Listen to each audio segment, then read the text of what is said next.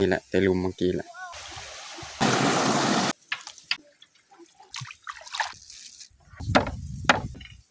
คาใส่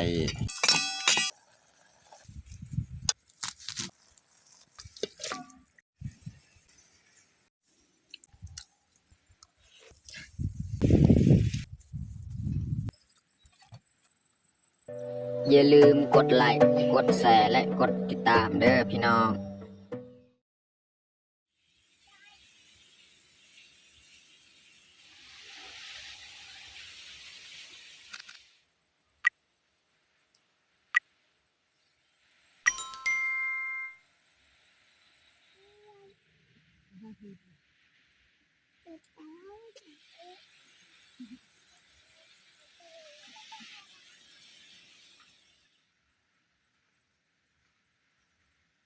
ครับสบายดีแล้วก็สวัสดีเบิร์ดสู่ครูสุคนเนาะยินดีต้อนรับเข้าสู่ซองบาวยืนแล้วก็มื้อนี้ก็พาลูกพาเมีย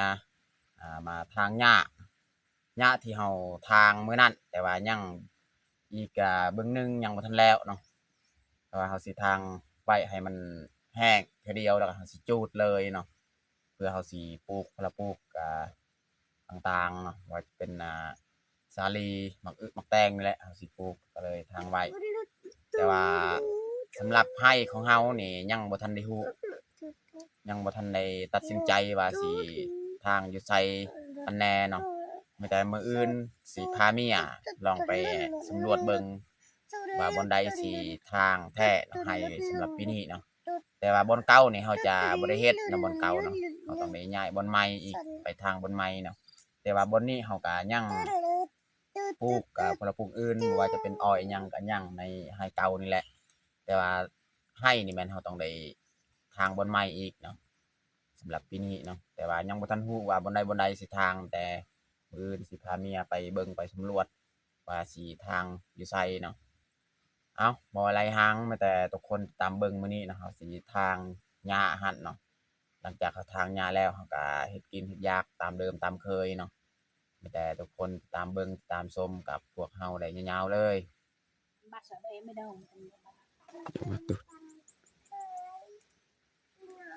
ตอนนี้ก็เฮาสิออกเลยนะส่วนเมียนี่แม่นไปทางหญ้าเลยเนาะนี่แหละนี่ๆๆทางลุมนี่แล้วก็ค่อยสิหดผักก่อนเนาะแล้วจึงมาทางหญ้าอีกจักหน่อยนำเมียไปน้องพลอยไปหดผักไป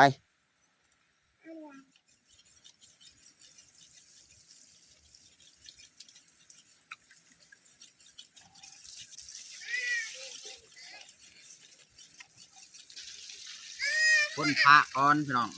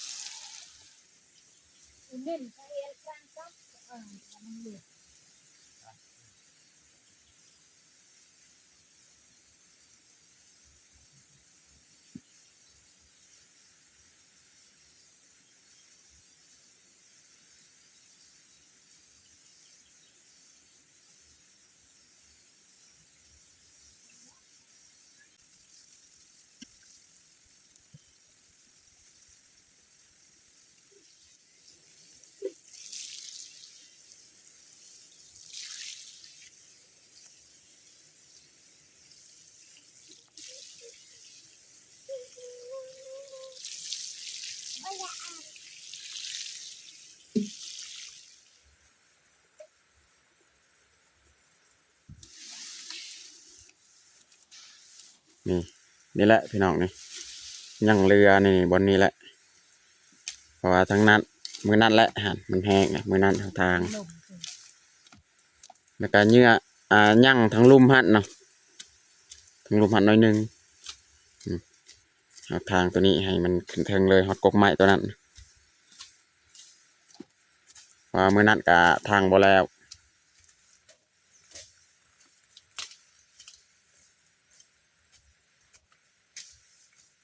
นี่แม่นแนวอ้อยนี่หอบเอาไปไว้มื้อนั้นแหละ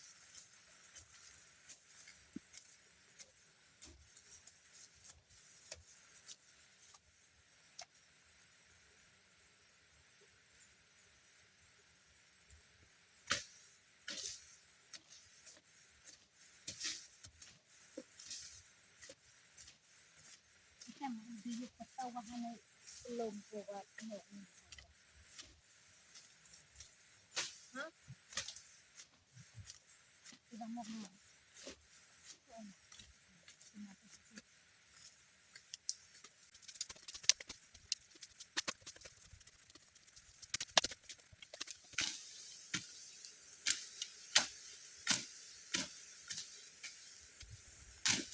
จะทางหญ้าแบบนี้แหละอาจจะเอาไม้สอดแล้วก็งัดขึ้นทางมันแป้นเลยแบบนี้นะทางลุมมันแป้นดีเลย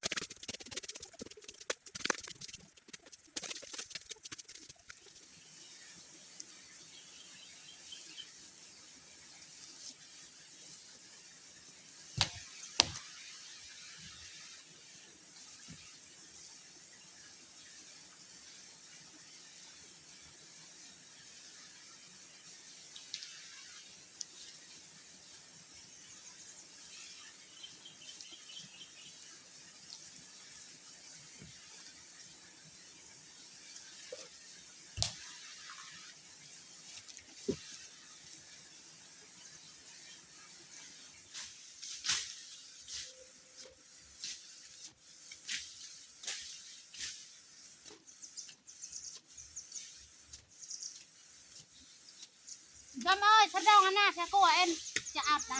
ำอันน่าฉันอาบที่กำลัง ตอนนี้ก็แล้วแหละนี่ทางฮอตนี่แหละแต่ลุมเมื่อกี้แหละเลือแต่อยู่ลุมฮัดนะลุมเมียยืนทั้งลุมอีกอย่างสิทางอันนี้ก็สุดฮอตนี่แหละสุดฮอตระบายน้ำของเรานี่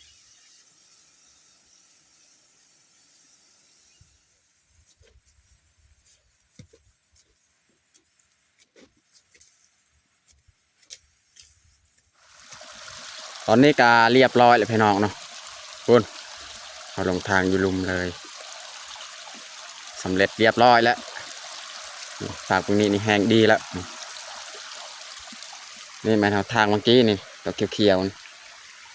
ๆทางนี้เอาทางสุกรนี่แล้วก็อยู่ลุมอีกตัวเขียวอยู่ลุมหันนี่พอดี11 โมงยังเลยอากาศพักเที่ยงส่วนเมียกับน้องพลอยนี่แมันย่างไปอยู่เที่ยงแล้วไปพักเอากระสีกลับบันนี้สิพักเที่ยงตอนนี้เขากะสิออกไปเก็บพืชผักเพราะว่ามีอาหารการกิน จะ เนาะ เป็นโรคอะไรนะ สิไปเลาะเบิ่งนะพูดสิมีบอสแถวแคมห้วยครับ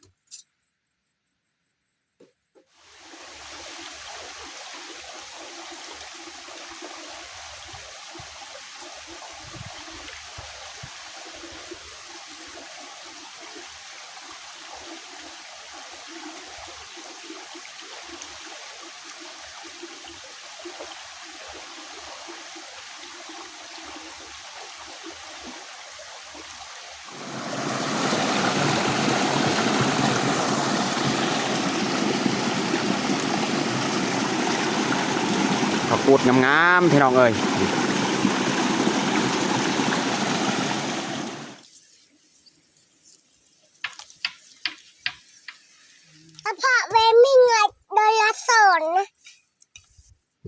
ผักกูดพอดีละสำแกงกินอาหารเที่ยงมื้อนี้ ผักกูด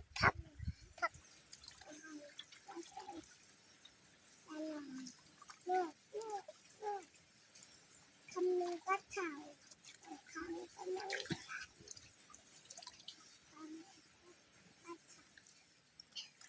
อันนี้ว่าคุยยาวไหม คำหนึ่งกะเท่าสองคำก็ยังห้องเท่า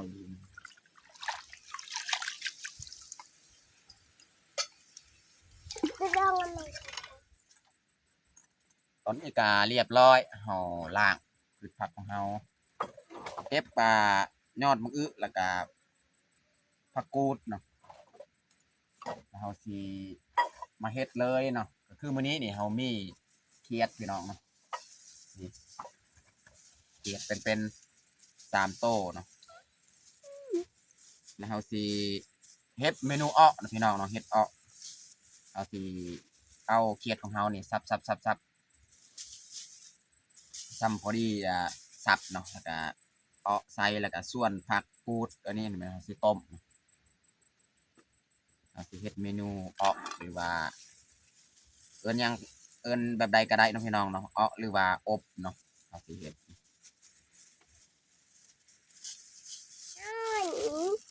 นี่เขียดของเฮา3โตพี่น้องพอดีสำอาหารเที่ยงมื้อนี้เลยเนาะนี่เขาจะเอาเขียดของเฮานี่มาเข้าไข่พี่น้องเนาะโอ้ลมพี่น้องลมมาแล้วลมมาแล้วมา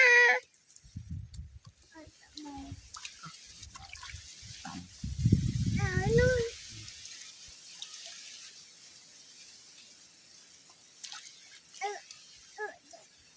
หลังจากเขาเผาแล้วเขาก็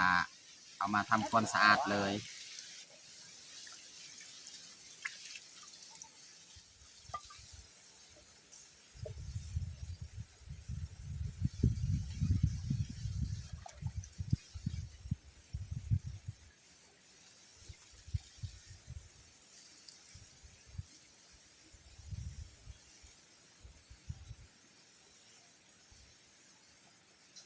กำลังไข่พี่น้อง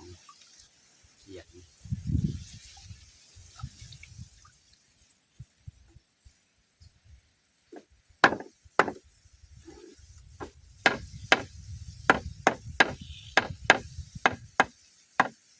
ันนี้เขาจะพักเลยหลังจากเขาทำความสะอาดแล้ว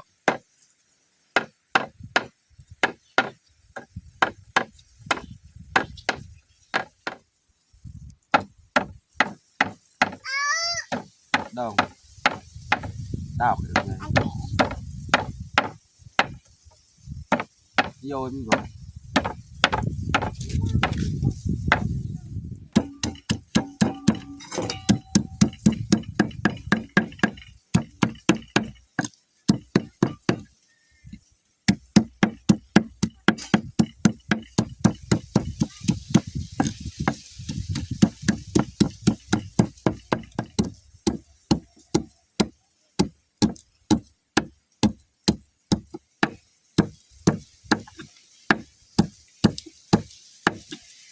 ซอยคาพี่น้อง ถ้าผ่าเอาอยู่ไงอันนี้นี่ถ้าผ่านี่เนาะดับประกันเนื้อมันเจน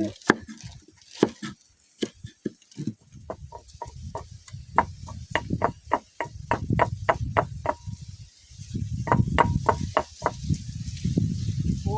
ลมกระแหงพี่น้องเอ้ย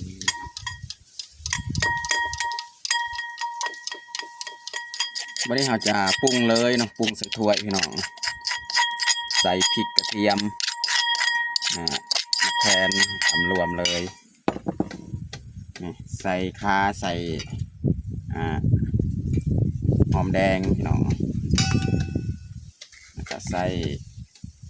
ผงนัวพี่น้องเฮ็ดสูตรแบบง่ายๆพี่น้องใส่เกลือนี่ นี่เราจะผสมเลย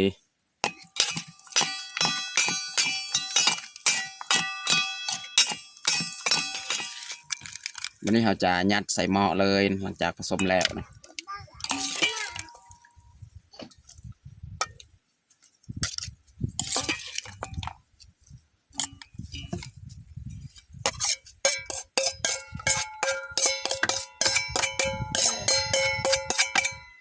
เรียบร้อยพี่น้อง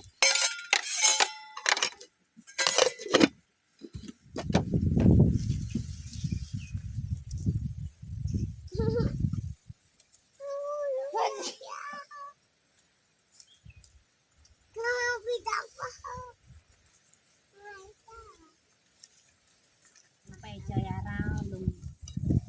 Và như thế mình ta nhằm bây giờ chơi ra rồi nóยังตับกัน กำลังฟดและ เลือยังอันนี้หงเกะ เขียดของเรา เลือหงเกะยังดกเล่ม เยอะเลยเจอ อุ้ยเจออุ้ยเจอ เลือดหงไปเอา เอาหง อัน ได้ นี้แมน กินน้ำตาลมันแตกเวลกินน้ำตาล คนในหมู่บ้านบ้านเฮามาพักพรอยู่เถียงของเฮามาจุยังตับดู ยาสูบนะ ตอกลิญญากระเตียกันกระเตียเมาจ้า ใส่ดาบ ดากก็ไปดาก จีก็กระติยืมสับยังมี เพิ่นก็ย่างมือและบาดนี้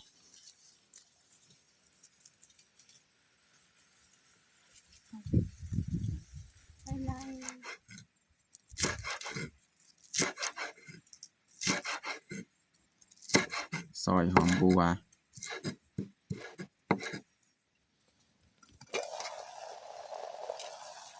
ตอนนี้ก็สุกเรียบร้อยพี่น้องเนาะมันสิใส่หอมบัวเลยสุดท้ายนะพี่น้อง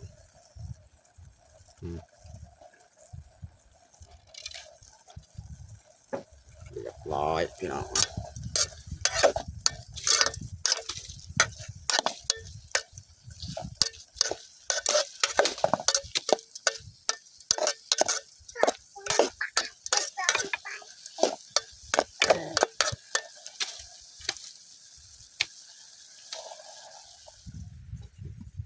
ต้มเลยบัดเย้ต้มจ้าพี่เหล่าทำไมเนี่ยไปล้างมือไป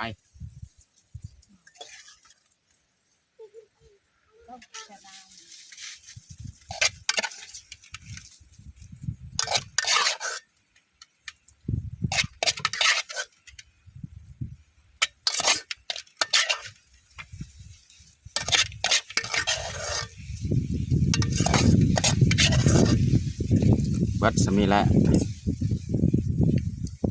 เพาะเขียดของเฮาเรียกว่าอบเนาะ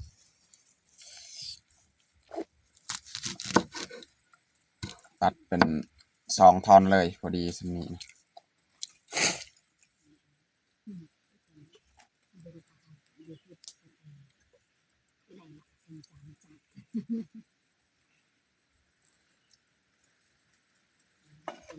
วันนี้เราจะใส่ผักกูดของเราเลย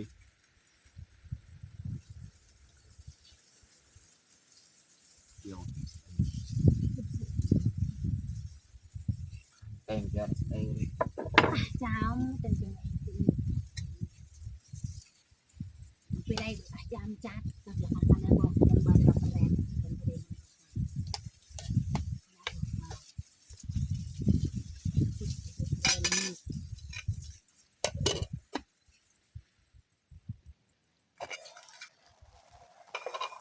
นี่พี่น้องต้มผักกูดเนาะ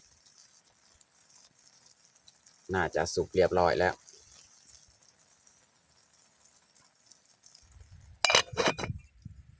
นี่เราจะเทเลยเนาะแกงผักกูดพี่น้อง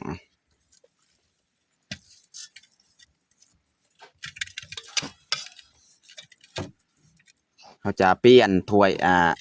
เขียดของเราเมื่อกี้นี่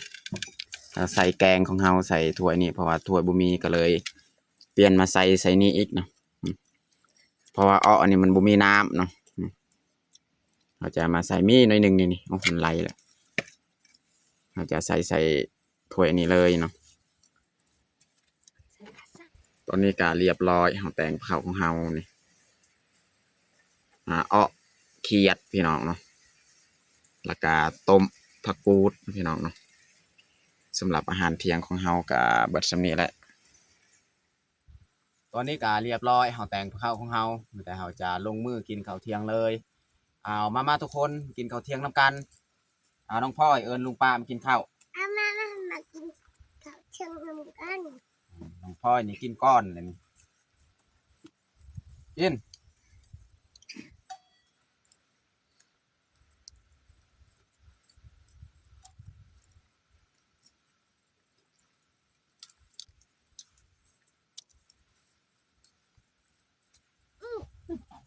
ตัวเอาตัวเองกับยังรังตัว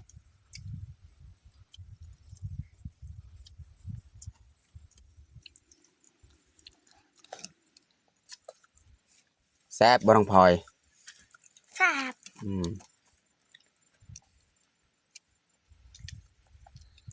กินละลายๆจะได้ใหญ่ไวๆ